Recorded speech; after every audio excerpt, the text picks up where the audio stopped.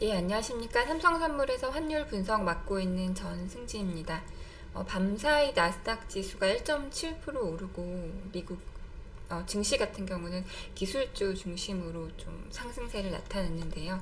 그럼에도 불구하고 일단 전반적인 위험 깊이가 유지가 되면서 달러 지수는 상승을 했습니다. 오늘은 아침에 말씀드리기에는 다소 좀 무거운 주제를 가져왔는데요. 제가 어제 이슈페이퍼를 마감을 해서 짧게나마 이슈페이퍼 내용을 좀 아침에 말씀드리려고 합니다. 그리고 오늘 시장 관련한 얘기도 할 거고요. 오늘 환율 전망도 말씀드리도록 하겠습니다. 먼저 어제자 환율 보시도록 하겠습니다. 어제 7원이 올라서 1165원에 마감을 했습니다.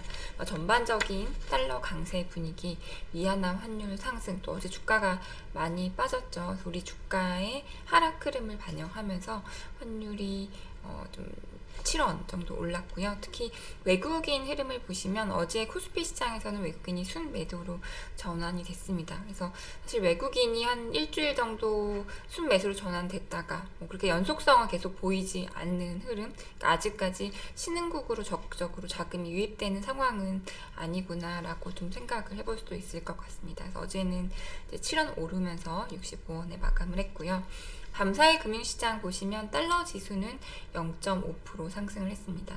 전방위적인 강달러 흐름, 대부분의 통화들이 약세 흐름을 보였죠. 주식 같은 경우도 나스닥이 1.7%, 여기 미국 주식은 다우지수이긴 하지만 미국 주식은 오르긴 했는데 대부분 특히 유로존의 2차 봉쇄 가능성, 전반적인 위험 깊이 분위기 속에서 주가가 아주 전반적으로 강한 흐름은 아니었다. 미국만 강한 흐름이었다라고 보실 수가 있겠습니다. 어제 달러 지수가 왜 올랐는지를 보면 크게 두 가지입니다. 그러니까 유럽 지역에서 일단 재확산과 재봉쇄 움직임이 나타났다는 점이고요. 또 하나는 어제 시카고 에반스 총재, 그러니까 미국 연은의 시카고 에반스 총재가 갑자기 금리 인상이라는 단어를 하면서 시장이 깜짝 놀랐고 달러 지수가 상승을 했습니다. 일단 유럽 재봉쇄 이야기를 좀 해보면요. 유럽 지역의 재확산세가 그러니까 여름 휴가철 때 사람들 이제 휴가 가고 모이고 하면서 확산세가 심화되더니 계속적으로 좀 스페인, 영국 이런 지역에 확산세가 나타나고 있습니다. 특히 영국 같은 경우는 미니 봉쇄를 발표를 했거든요. 이제 어저께인가 이런 추세라면 10월 중순 가면 하루 신규 확진자가 5만 명도 나올 수 있다. 이렇게까지 경고가 나왔었고, 그렇다 보니까 10시 이후에 술집, 레스토랑 이제 영업 금지하는 거, 6인 이상 사회 모임 금지, 결혼식 15명 이상 금지 이런 봉쇄 조치를 취했습니다. 존슨 총리는 이 봉쇄 조치가 지난 봄과 같은 전면적인 봉쇄는 아니라고 이야기를 하긴 했는데요. 어쨌든 좀 심리는 위축될 수밖에 없는 상황이고, 스페인 같은 경우도 일단 너무나 확산세가 가파르게 진행되다 보니까 수도 마드리드의 마드리드를 포함해서 37개 구역에 이동 제한령을 내리기도 했습니다. 미국 같은 경우도 신규 확진자가 8월 한 중순 수준 5만 명을 넘어서 5만 2천 명 정도 이 정도 수준까지 좀 올라가기도 했고요. 그래서 앞으로 코로나가 어떻게 진행되는지 여기에 따라서 경제 재봉쇄를 본격적으로 할지 이 부분 주목이 되는 부분입니다. 본격적으로 할 가능성은 낮지만 어쨌든 개선되던 경제 지표를 둔화시킬 수 있기 때문에 주목이 되고요. 어제 이제 시카고 에반스 총재의 발언을 보면 어쨌든 연준의 부양책이 몇 년간 지속돼야 된다 이렇게 얘기를 하면서도 새로운 포워드 가이던스가 평균 2%가 되기 전에 무조건 금리를 안 올리겠다는 소리는 아니다. 2%가 시작되기 전에도 금리를 올릴 수 있다. 이렇게 좀 모호한 발언을 했습니다. 사실 이게 유연한 평균 물가 목표제거든요. 연준이 어느 정도 2%를 유지한다던가 이렇게 고용이 실업률이 얼마 정도 떨어진다던가 이렇게 명확하게 뭔가 제시된 바가 없기 때문에 향후에도 이 부분에 대한 연준 관계자들 또 시장과 연준의 계속 고민, 줄다리기는 계속될 가능성이 있다라고 생각이 됩니다. 어제 영란은행 총재, 그러니까 영국 중앙은행 총재 같은 경우는 마이너스 금리가 정책 수단에 포함되어 있다 라고 결론을 내렸지만 기술적인 작업에 시간이 걸리겠다 이렇게 언급을 하기도 했습니다. 뭐 틱톡 관련해서는 계속 좀 불협화음이 있는 상황이고요. 특히 유엔 총회 이제 일단 트럼프 대통령이 중국이 만든 바이러스 이렇게 발언을 하면서 미중 관계는 계속 좀 긴장감이 나타내고 있는 것도 확인을 했습니다. 달러는 어제 전반적으로 강세였고요. 저 이슈페이퍼 내용을 무거운 내용이고 아침이다 보니까 아주 간략하게 말씀을 드리도록 하겠습니다. 일단 이제 리플레이션 환경이라는 것은 디플레이션이 발생하지 않도록 적당한 인플레가 나오도록 이제 그런 환경을 조성을 하는 것입니다. 정책적으로. 중앙은행은 재정을 풀 수도 있고 중앙은행은 또 완화적인 통화 정책을 취할 수도 있겠죠. 대부분의 위기 이후에는 리플레이션 환경이 조성되는데 이제 금융위기 당시와 현재의 차이점들을 좀 살펴보고 그러면 어떻게 진행될지 좀 살펴보려고 합니다. 금융위기 당시의 정책 대응, 위기에 대응하는 정책 대응을 한마디로 얘기하자면 아주 신중하고 후행적인 정책 대응으로 볼 수가 있겠습니다. 지금 올해 연준이 7개월 동안 그 자산을 2.9조 달러 정도 늘렸거든요. 근데 금융위기 당시에는 6년 동안 3.6조 달러 늘렸습니다. 상당히 완만하고 신중하게 대응을 했고요. 아무래도 금융위기 자체가 미국의 부동산 버블이 발생시킨 것이다 보니 버블을 만들지 않도록 굉장히 조심스럽게 이제 부양책을 펼쳤다라고 보실 수가 있고요. 특히 정부 같은 경우도 중앙은행과 정부가 디커플링 됐습니다. 두 번째 차트 보시면 그 연준의 대응과 그 정부의 재정 적자를 보면 정부가 초기에는 재정을 막 풀면서 적자를 늘렸거든요. 근데 이후에는 재정 건전화를 하기 위해서 재정 적자를 줄여가는 그런 노력들을 계속 해왔고, 그런 가운데 연준이 QE를 했는데 이유는 정부가 재정 긴축을 하면서 경제 충격을 완화시켜주기 위한, 그러니까 뭔가 정부와 중앙은행이 한 방향으로 가는 것이 아니라 그냥 디커플링 되는 굉장히 조심스러운 대응이었다라고 볼 수가 있겠습니다. 여기다가 당시 신흥국은 분위기가 좋았거든요.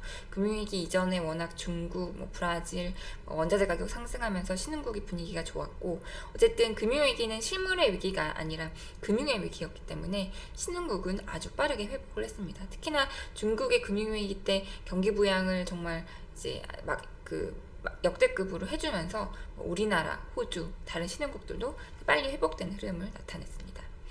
그러면 지금의 상황은 어떠하느냐? 일단은 정책 당국이 굉장히 선제적이고 압축적으로 대응을 했습니다. 일단 연준이 기준금리도 150bp 빨리 제로금리로 했고요. 그다음에 앞서 말씀드렸듯이 QE도 일단 7개월간 2.9조 달러 늘렸고요. 정부도 올해 이제 미국 의회 예산국의 전망치에 따르면 재정 적자를 올해 한 해만 12%, 금융위기 당시에는 2008년, 2009년 합쳐서 두 개 년도에 걸쳐서 8% 늘렸거든요. 올해 한 해만 12% 늘렸고 이미 그 정책 대응을 굉장히 압축적으로 했다. 그래서 기대는 너무나 이제 높아진 상황이고요. 그런 가운데 이제 금융위기를 겪으면서 물가가 구조적으로 저물가에 빠져들었습니다. 여기에 고령화도 있을 수 있고 산업구조 변화도 있을 수 있고 온라인 쇼핑이라든가 어쨌든 구조적인 저물가가 확인이 되면서 연준이 평균 물가 목표제를 도입하게 됐습니다. 이제 결국 연준의 목표가 물가 안정이 아닌 고용과 성장이라는 것이고요. 여기다가 기축통화인 달러 금리의 실질 금리가 마이너스에 진입하게 되는 그런 시대에 도래하게 됩니다. 첫 번째 차트 보시면 미국의 실질금리 10년짜리 보시면 잠시 마이너스를 터치한 때도 있었지만은 어쨌든 이제 연준이 이 실질금리를 마이너스로 계속 유지할 수 있도록 이렇게 좀 뭔가 대응을 하겠다라고 얘기를 했기 때문에 이제 이러한 상황이고, 또 신흥국의 여건은 상당히 지금 도전적입니다. 금융위기 당시에는 중국도 경기 부양을 했고 신흥국 자체 여건도 나쁘지 않았는데 금융위기 이후에 전반적으로 교역이 늘지 않고 자국 우선주의, 세계화 축소되고 또 이렇게 대외에서 뭔가 성장이 나오지 않다 보니까 대부분의 신흥국들이 이제 재정을 쓰고 이제 뭔가 부채를 늘리면서 경기를 지탱해 왔거든요. 두 번째 차트 보시면 신흥국들의 재정 적자 추이입니다.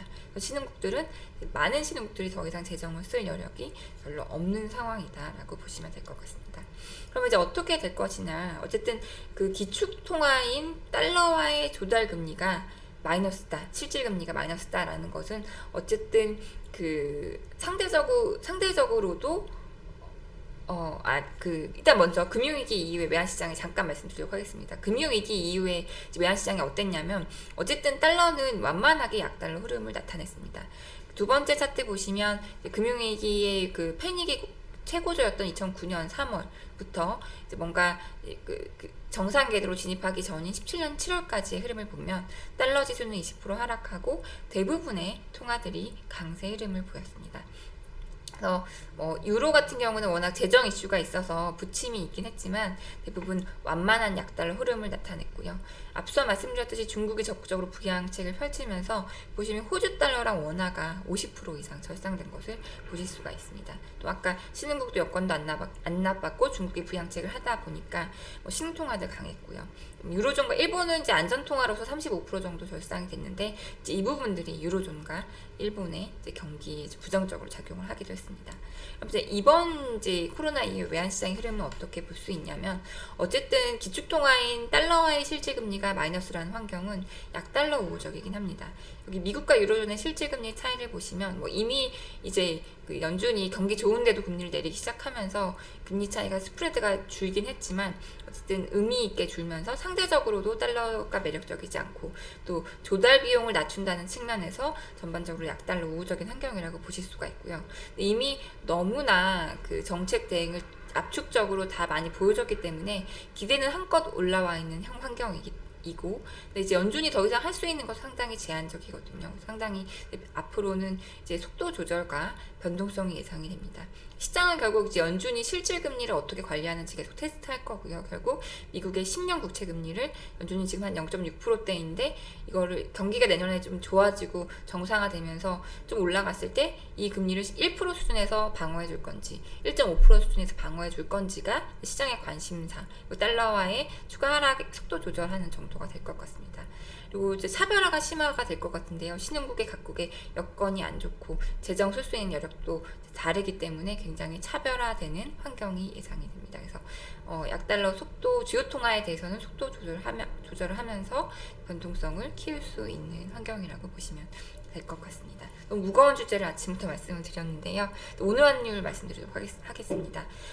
일단 달러가 강해졌기 때문에 하락 압력을 받을 수 있다라고 생각은 되는데, 상승 압력을 받을 수 있다라고 생각은 되는데, 워낙 어제 미국 주가가 올랐기 때문에 우리 주가도 어제 많이 빠졌었고, 우리 주가가 오늘 반등할 여지가 있고요. 특히 내일 그 FTSE 러셀이 중국 국채의 WGBI 지수 국채 지수 편입 여부를 결정을 합니다. 아무래도 이벤트를 앞두고 있다 보니까 오늘 좀 위안화가 강해질 가능성, 그리고 20일까지 9월 수출이 나왔는데요. 수출 성적이 너무 좋습니다. 또 20일까지 무역 흑자가 최근래 본 적이 없는 44억 흑자입니다. 그래서 이 정도 수준이면은 9월 경상흑자 한 7, 80억 불 나올 수도 있을 것 같거든요. 그래서 내고 물량 나오면서 오늘 좀 상승이 제한되는, 그래서 60원대 초중반 중심의 등락을 예상하고 있습니다.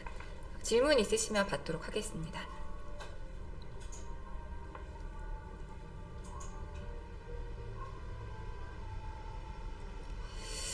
일단 저는 50원대가 저점이라고 생각을 하고요. 일단 지금은 이제 한두 주는 저점을 확인해가는 환경이라고 생각이 되고, 이제 아무래도 대선 국면 넘어가면서 다시 반등 시도를 할 수 있을 것으로 생각이 됩니다. 특히 이제 위안화가 WGBI 이벤트 끝나면 다시 또 반등할 여지가 있어 보이고요. 달러 지수는 근데 이제 어쨌든 실질금리의 기축통화의 실질금리가 마이너스라는 환경은 많이 위로 튀기는 어려울 것 같고요. 차트를 봤을 때 일단은 올해 같은 환경에서는 95, 96이 저항선으로 볼 수 있겠습니다.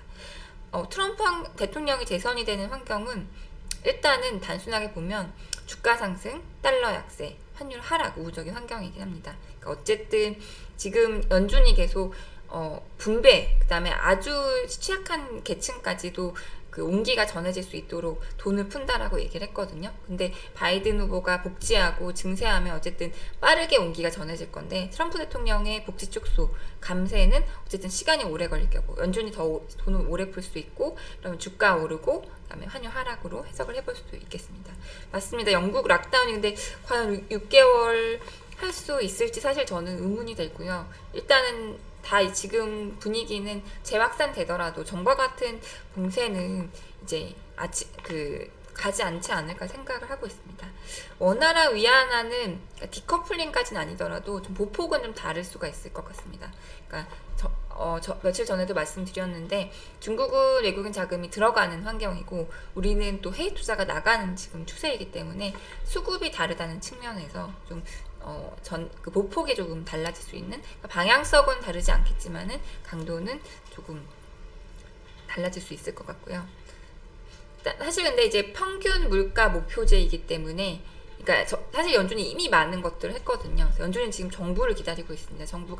정부가 어떻게 하는지에 따라서 우리가 그만큼 대응을 해줄 수 있다라고 일단 쉬는 타이밍인 것 같고요. 그래서 어떤 정부가 들어서는지 봐야 될 것 같고 이제 사실 트럼프 대통령이 와서 연준이 원하는 취약계층을 타겟팅한 정책을 취하지 않으면 연준이 어떻게 대응할까에 대한 좀 고민도 되긴 합니다. 그리고 파월 의장의 임기가 22년까지이기 때문에 정책의 연속성에 대해서도 당장은 아니지만은 우리가 또 다시 또 고민해 볼 타이밍이 올 것 같고요.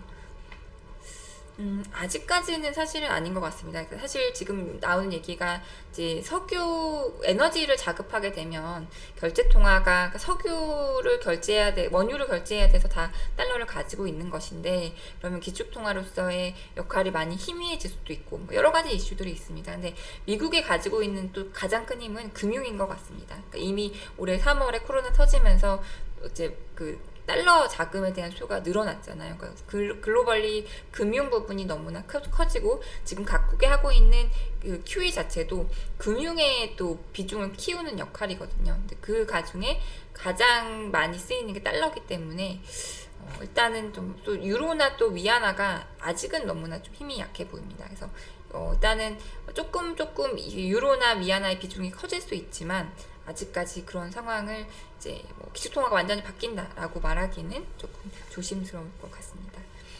1150원 밑으로 갈 가능성은 저는 일단 낮다라고 보기는 하는데 그럴 가능성은 일단은 지금 이제 사실 약간 그 대선을 경계해야 된다라는 뷰가 또 한쪽으로 쏠리고 있습니다. 근데 다 같이 너무너무 조심하게 되면 또 그 생각했던 주가의 급락이라던가 이제 그런 상황이 오지 않을 수도 있거든요.